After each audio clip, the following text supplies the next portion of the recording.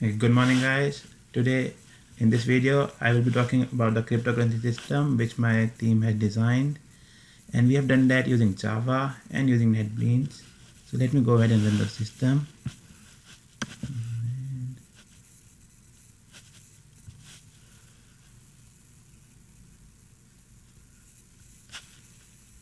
So this is our home page. As you can see on the home page, you can see the current prices for the three cryptocurrencies which the system is offering, that is Bitcoin, Ethereum and Litecoin. This price gets refreshed every 2 seconds, and in addition to the current prices, we are also showing the price change in the last 4 seconds. So to view the price change and the current price for all the currencies, the user doesn't even have to log in or sign up for the system. But if they want to use the system and with the transactions, for that they need to sign up. I'll go ahead and create a user.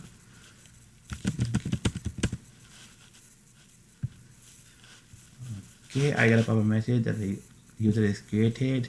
Then I go back and log in. Username password as what we have used. Then we go to login. And this is our dashboard. This is where the user can again see the current prices, the percentage change. In addition to that, there are options to buy a currency, sell a currency. Then this is the user wallet, in which if he has bought something, those balances would be reflected here for Ethereum, for Litecoin and for Bitcoin. This would show the quantity of each currency which the user owns. Then this is the ROI. This tells how the user investment is performing. Like if you bought something for 100 and the price changed to 120, then this would go up to 20, in meaning that the investment has increased by 20%. Then there are buttons to add payment method, where you can add your bank account or your credit card. Then this is the transaction history, where all the buy and sell records will be stored. This is the convert currency. Using this, the user can convert one currency to another. Then this is the create schedule. From here, user can create a schedule so that the buys can be made again and again without the user having to do them manually. There are two kinds of schedule, manual and auto. I'll come to that later. And then user finally can create others too.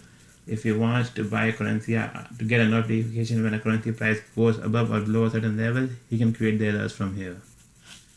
So let's start. To buy the currency, first we need a payment method. So let's go ahead and add a payment method. So I come here, select a bank account. For the purpose of this demo, we have set the default bank limit to 50,000 whenever a user adds an account. And whenever the user adds a credit account, the limit is by default set to 20,000. And again, for the purpose of the demo itself, we have set the username and password as user for each and every account and credit card. So you have to enter those as user itself, otherwise you won't be able to log in. So add that and add the account.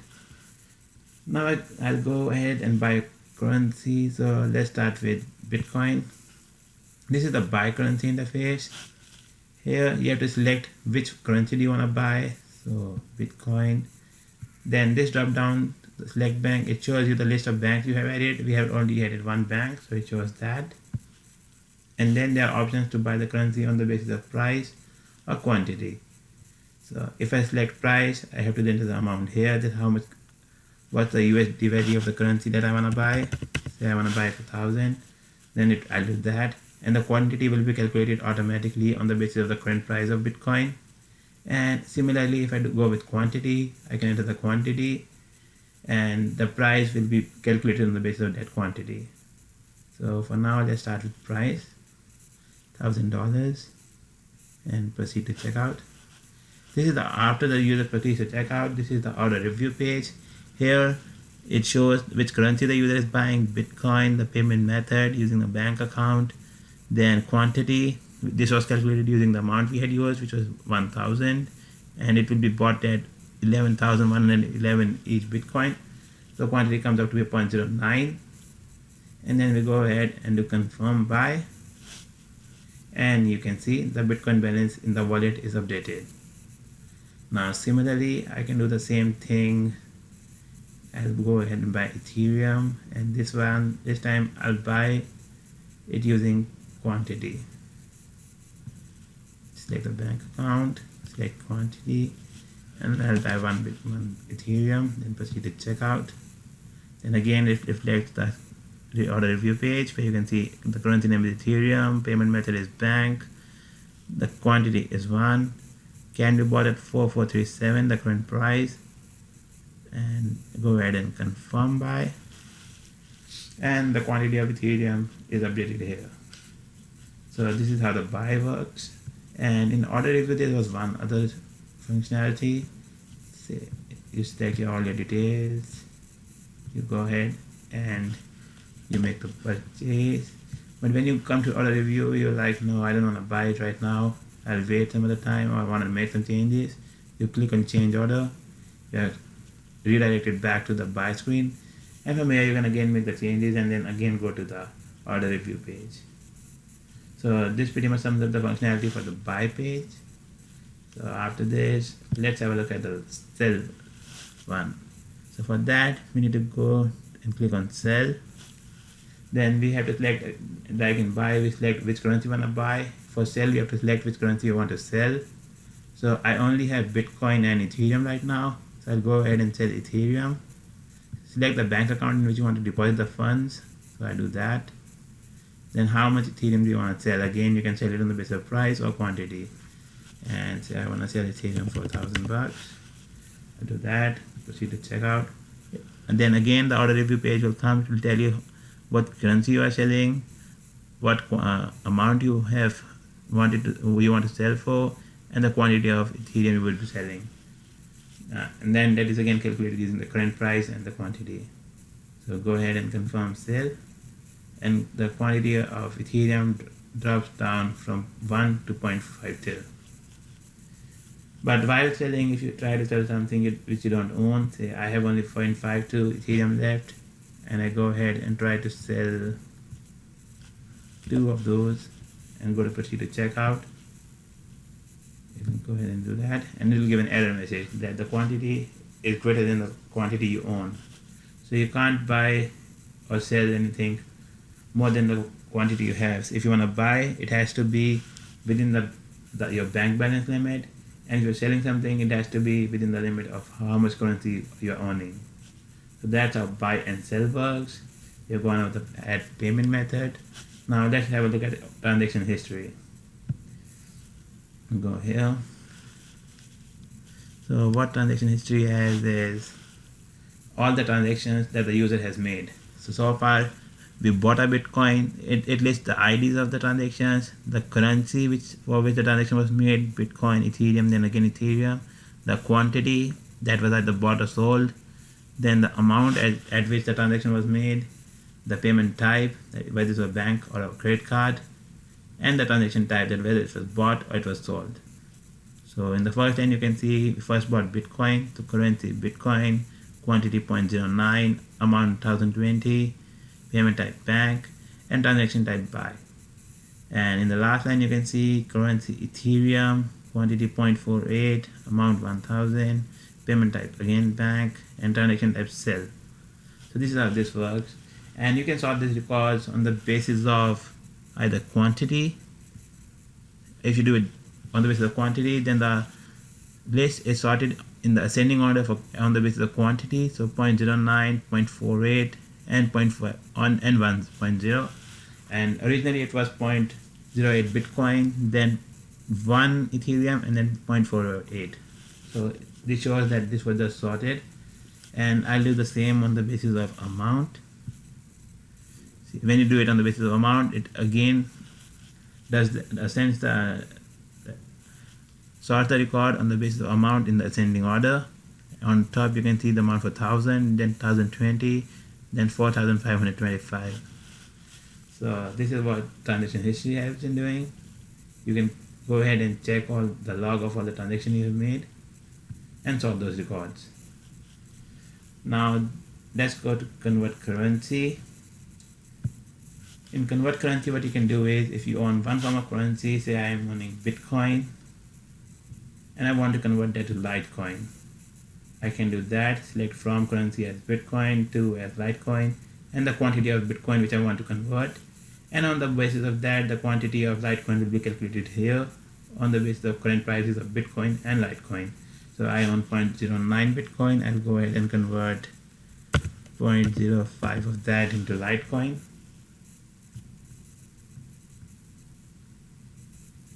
And when I do that, the quantity of Litecoin is calculated. It comes out to be 0.85. I go ahead and convert.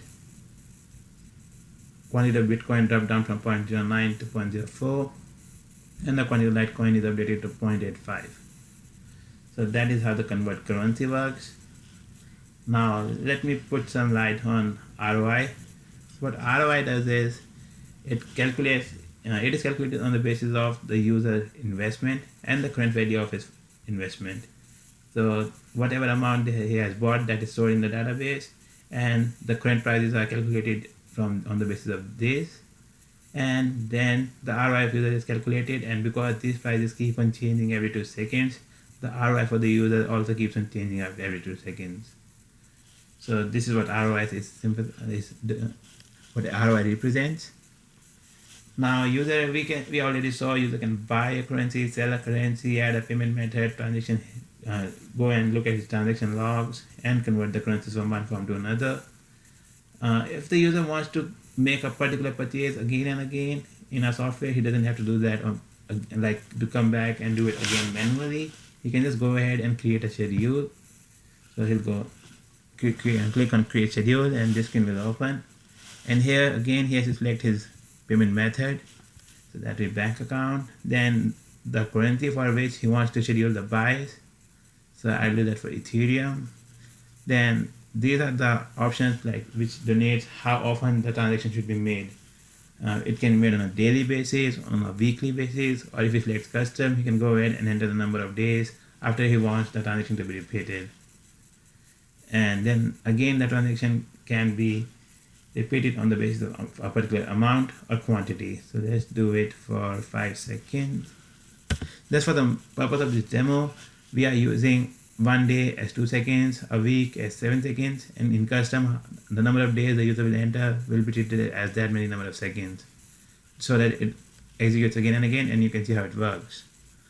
So for now, I'll just go ahead and schedule it on the basis of quantity.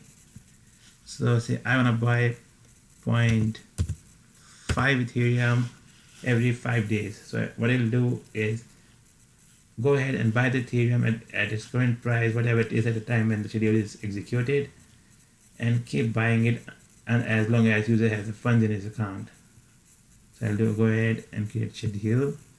Now you can see here currently the Ethereum balance is 1.02. Now it will be updated every 5 seconds. After 5 seconds it went up to 1.52. After another 5 seconds it goes up to 2.02. So this is how schedule works, and this was on the basis of quantity. You can do the same thing on the basis of amount too. So let's do that with Litecoin.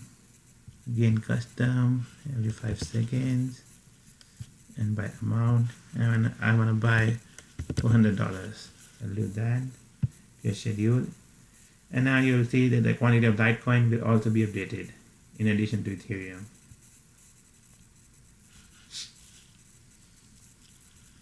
Ethereum went up to 7.02. Litecoin went up to 1.09. So that is how schedule works.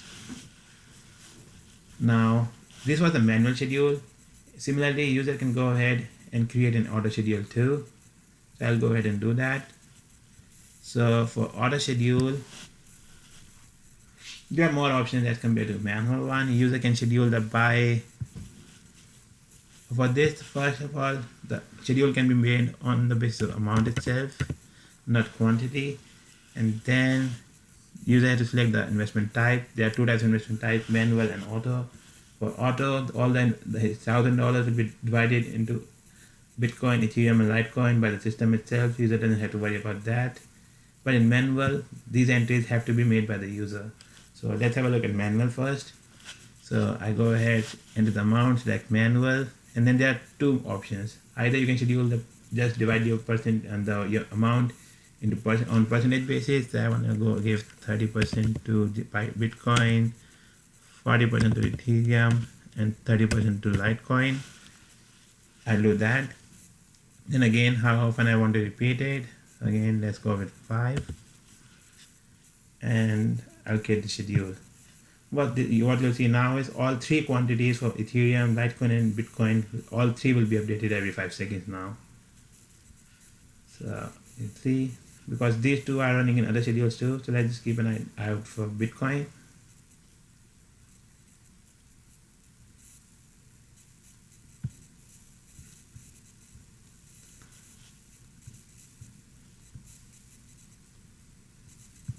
Let me see. I didn't save it, I think.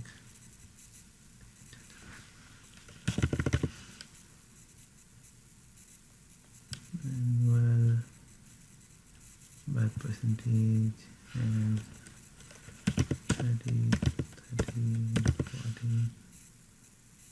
Custom 5 seconds. You. These quantities won't be updated if the user account balance runs to 0. So if it doesn't go up, it means that the account balance is done.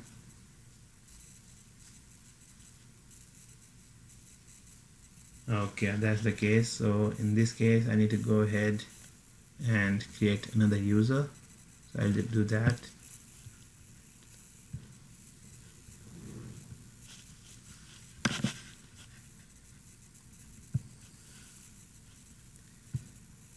Now create another user.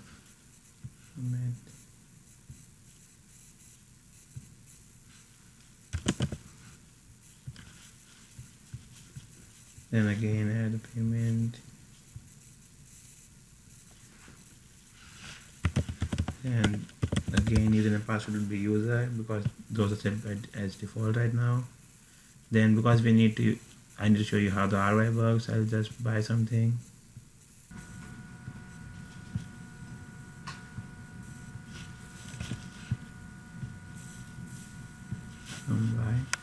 And you see one Litecoin is updated, and here ROI is calculated.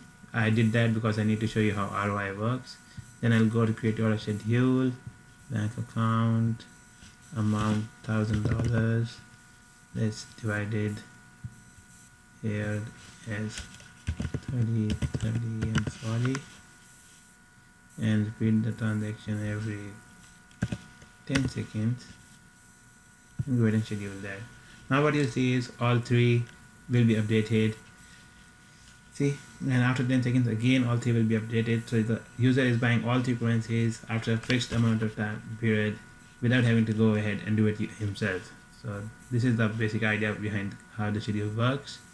Then in manual there are again two options. This, the auto one, then again here, again 1000, and select manual. So you saw how the by percentage one works. What happens is by growth rate is here user goes and again and does the same thing, tells how to break down the funds, and then here what happens is I'll show it like this.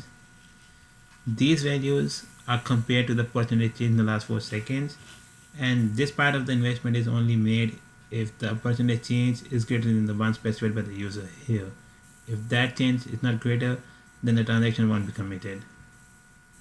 Again, go ahead and do this on a custom basis for every 2 seconds, and go ahead and schedule it. And see, now not all three will be updated at the same time. Sometimes only only two will be updated, sometimes only one might be updated, and sometimes none of these three will be updated. This would be done on the basis of these percentages. When these criteria is satisfied, only then the investment is made. And then there is also one other option to go ahead and use ROI.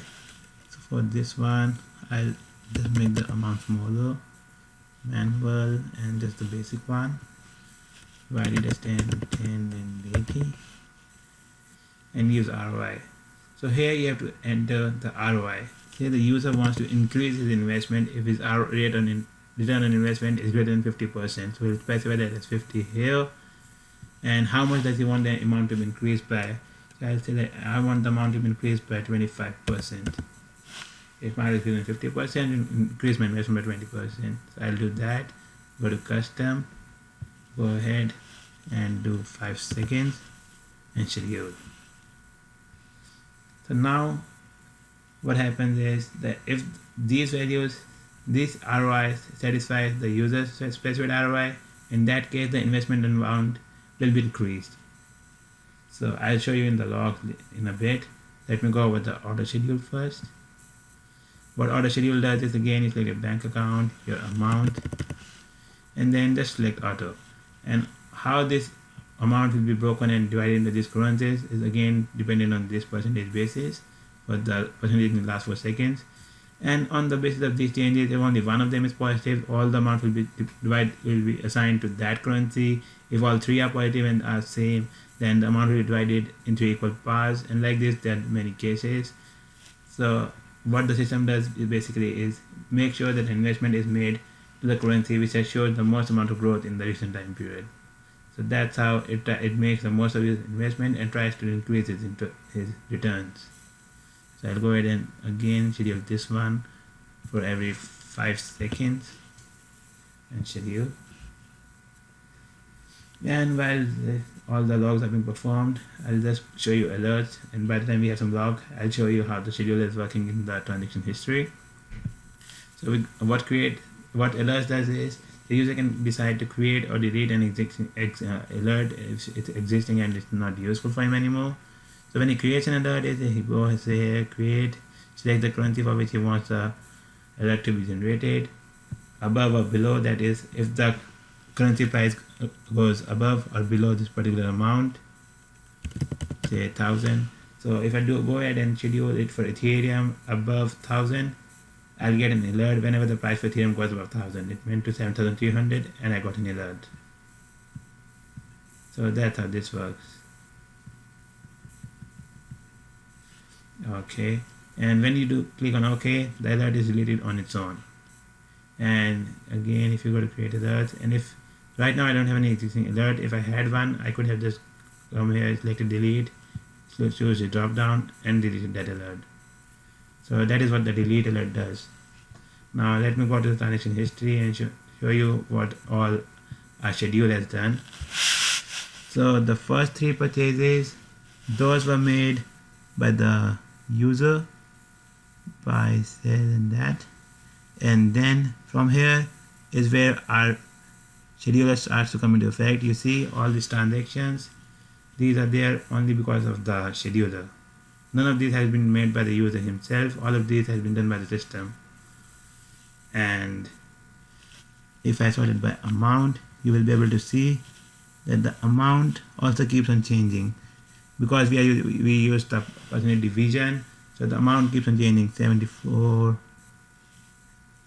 306, 306. These are all on the basis of percentage divisions which the user has selected at the time of creating the schedule. So this is pretty much it. This is what the system does. It allows the user to buy, sell, add payment methods, view his transaction history, convert one from currency to another, create schedules to make automated buys, and then he can create alerts. So this is pretty much the system. I hope I made some sense and you got a gist of how it works. Thank you so much for listening.